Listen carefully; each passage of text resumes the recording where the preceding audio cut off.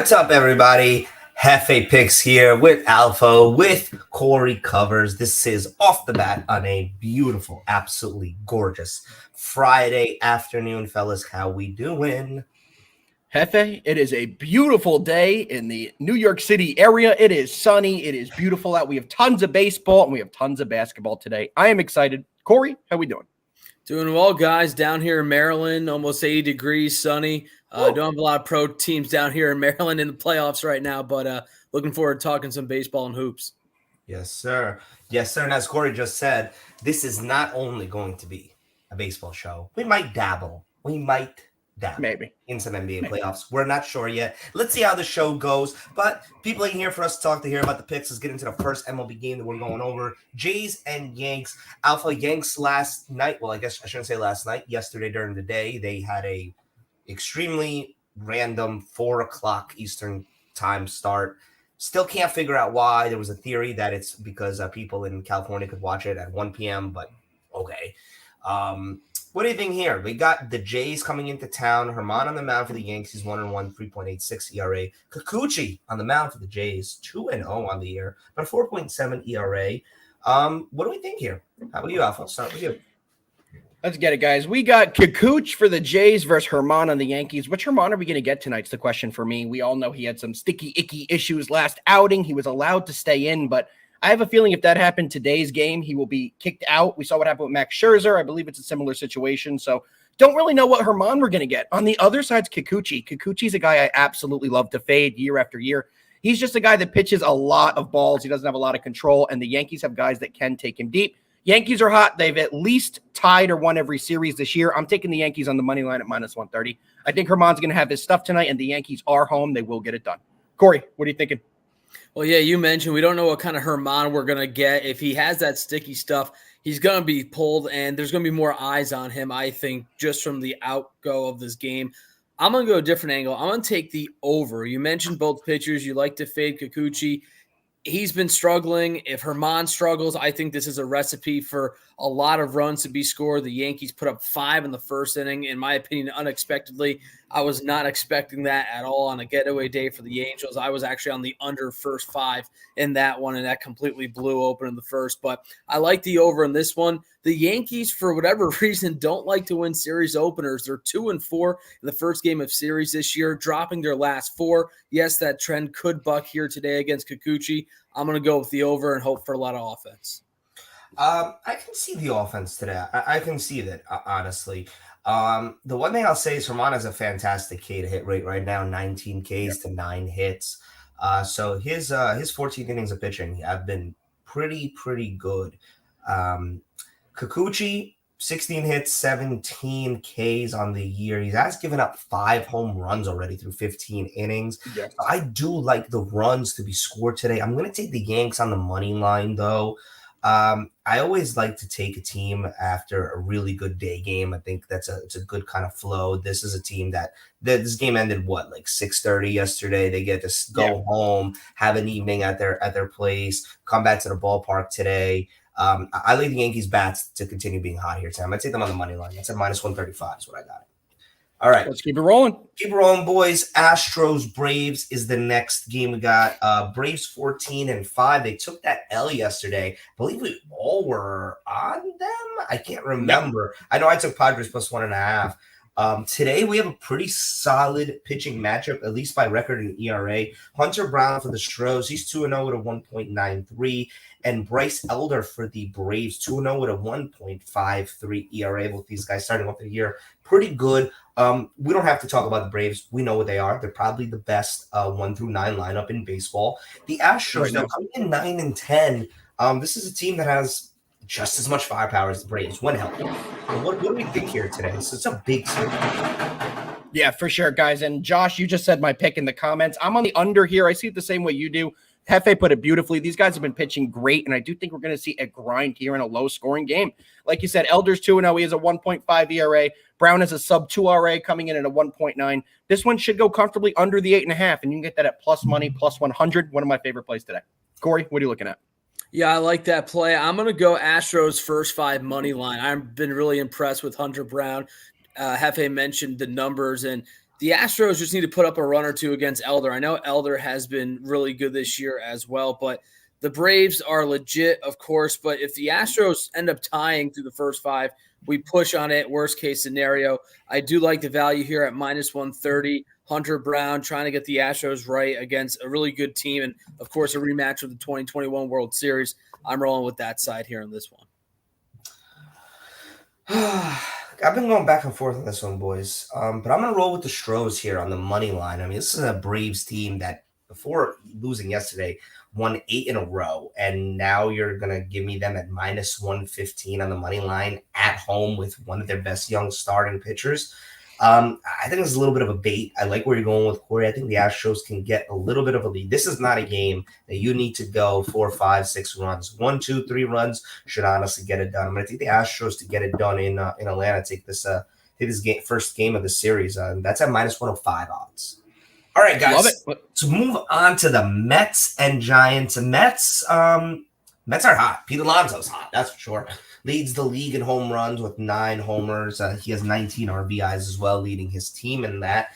Tonight, they have a little bit of a unknown starting for them. I believe this is his first start. Joey Lucchesi this year. This is his first start. This year, yes. And then for the Giants, we have DeScalfini on the mound. He's a 1-0 on the year, 1.42 ERA in his first 2 starts.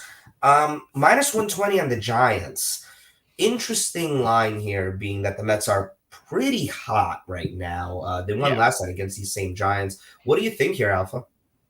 Yeah, the one thing I picked up in looking into this one in more deep detail is the Mets batters against DeScalfini. So Pete Alonso's batting 300 in his career against him. Mark Canha is batting 700 in his career against him. Eduardo Escobar is batting 200. Guillermo 500. Lindor 550. They have been teeing off on DeScalfini in their career. I'm going to play on that trend, and I am going to take the Mets here on the money line. Corey, what do you like? Yeah, I'm on the opposite coin here. I'm going to go with the Giants money line. Hefe kind of mentioned the line's a little weird. Giants have lost 6 of 7, but I think with DeScalfini on the mound, I think he's got a good chance to stop the bleeding here for San Francisco. I think he can limit Alonso and Nimmo. They have been on fire as of late. And the Mets starting rotation, it's in shambles. Injuries, we talked about Scherzer getting caught with the sticky stuff. Lucchesi hasn't pitched in 2 years. He's coming off Tommy John surgery. I think with the combination of maybe the adrenaline and the emotions of finally being back in the bigs, and plus the Giants just trying to stop the bleeding, I'm going to roll with the Giants at -120. Corey, I couldn't be more aligned with you, man. Throw the lines out the window. I would take the Mets based on the statistics. So this line is weird. Giants have lost 6 of their last 7. They've been struggling to put up offense. The Mets have been doing nothing but putting up offense, coming off a 9-run win last night versus these same Giants, and yet you're going to give me the Giants as favorites. I understand Lucchesi is making his first start of the year, and he's not the greatest pitcher in the world, but you still got that lineup. I'm going to take the Giants here on the money line at -115, and it's a pure numbers play here, just like the Padres were yesterday. All right. Well, boys, we are excited to announce that Off the Bounce is now here. Our NBA show. Circle the wagons. If you were here last year, y'all know what it is. Hefe intro, Hawks, Celtics, OTB, basketball edition. All right, guys, take the baseball hat off. Put the basketball hat on. It's NBA playoffs. This Hawks-Celtics series, what we're going to talk about first. Celtics pretty much did what they had to do. They took care of business. They won both of their games, and they won them. There wasn't much coming from Atlanta. But as you know, this Game 3 is pivotal. It always is. The big underdog team coming home for the first time in that Game 3. We saw it yesterday in Philly and Brooklyn, right? You know, Atlanta knows this is their season. You lose this game, forget about it. You're not coming back in the series. Even if you win Game 4, it doesn't matter. This is their season. You're going to get the Hawks' best punch. With that being said, their best punch couldn't even reach the face of the Boston Celtics. I'm taking the Celtics -5.5 here. Tatum and Brown are playing fantastic. Brogdon just won 6th Man of the Year. Scam. But whatever. We don't got to get into that. Such a scam. Don't want to go into that. Such a scam. Whatever. I'm not going to get into that. Marcus Smart is the reigning defensive player of the year for a reason. This is his time to shine. And their others are also playing really good. They have a really deep lineup that's been here before and knows what it takes to get it done. I'll be honest with you, I just don't like the Hawks. I don't like how they're constructed right now. They play too fast, and the Celtics are too good at defense. Celtics -5.5. I see it the same way you do. This Hawks, you said it perfectly. This Hawks team may put up a punching chance, but their punch isn't that strong. I've taken them a couple times this series. They've looked awful. They just haven't been able to compete. And as you said, Boston defensively is so good. I think they're going to be able to take care of the guard play. And if they're going to get beat, it's going to have to be by a guy like Capella. And I'm never, ever going to put my money on a guy like Capella who's going to have to take you to get the win. I'm on the Celtics as well, -5.5. Corey, what are you thinking? Yeah, I mean, not much more to add. I'm with you guys with the spread at -5.5. For those who like numbers, Boston's 8-2 straight up against the spread in their last 10. 3 straight wins and covers against the Hawks and 6 straight covers overall. Boston has the 4th best scoring offense in the NBA right now, and the Hawks defense, bottom of the league, 24th overall. So I'm not expecting the Hawks to really do much here. I like Boston to cover as well. All right, boys. Hefe, it is time. I just want to tell everybody watching right now, I'm at work. If I wasn't at work, I would run through that freaking door behind me. How freaking excited I am for this pivotal game on the line, season on the line, life on the line game for the Knicks. Let's go over it. What we saw in game 1 from the Knicks was not their best shot. Actually, it was the Cavaliers playing terribly, but the Knicks playing amazingly. In game 2, we saw Darius Garland do something that is not part of his game. Shooting, what would he make? 8 threes? That's not part of his game. And Donovan Mitchell was very off the ball, which is also not part of his game. They played their best game, and the Knicks played their worst game. You want to know an insane stat? We went 29 for 79 from the field in game 2. The Knicks did as a team. 22% from 3. That is horrendous. That's like D3 college basketball level. But tonight, everything changes. You want to know why, Alpha? Tell them why everything changes tonight. Because we're back in the Garden! Hold on, wait, what just happened? What's going on? Hold on. We are here, boys! Game 3, pivotal. Cavs go to the Garden. Knicks must-win situation. Jared Allen takes a late, dirty hit at Julius Randle. We will be there screaming at Jared Allen. Knicks on the money line, 5,000 units. It's a no-brainer. I'm done with you people. I'm done with it. Corey, tell them we're on the Knicks. It's beer 30, and the Knicks are winning the Super Bowl. Let's go, Alpha. And that's how it is. Anything else need to be said on the Knicks? Very good. Corey's on the Knicks. Hefe's on the Knicks. And I am most certainly on the Knicks. All right, boys. We're going into best bets. We're going to start right away. I'm going to go first. Best bet number 1 is going to be Knicks on the money line. Obviously, 7,000 units.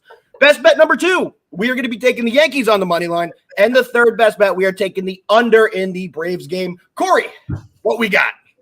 Yeah. Alpha, you never seem to amaze me. I'm going to my best bets. I really like the Astros first 5 money line. I think it's going to be a low scoring game. Again, if we tie, we still push, so no money lost there. And then I like the Yankees, Blue Jays over at 8.5 at -120. I just don't think these two pitchers are going to have it today. And then my third game, I guess I got to go with the Knicks, right? With the amount of energy that Alpha just put out. Knicks by 1 million tonight. There you go. You want to come back on the show, you take the Knicks. And if you're in the stream and you're betting the Cavs, get the hell out of here before Hefe's best bets. Hefe, give him the best bets. There's only one best bet. It's Knicks money line. I'm going to take up all my time explaining why.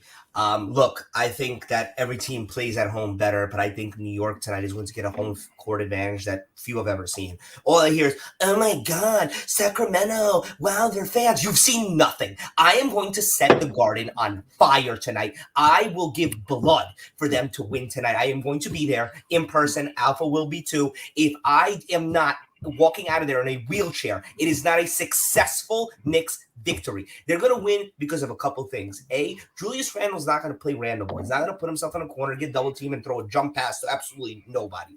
B, Jalen Brunson's going to learn that he can't always do ISO basketball every single play. It worked in game 1. They adjusted in game 2. It's time for us to adjust in game 3. And point number 3, and probably the most important point of why the Knicks will win tonight, IQ, Grimes, RJ. The role players play better at home, and they will play better today. We're going to take that momentum. We're going to get the win today. We're going to get the win in game 4. We're going to close the series in game 5. Knicks on to the next round. Peace out. H-Town. Knicks in 5. We'll be back Monday. We appreciate you guys. Let's cash. Oh!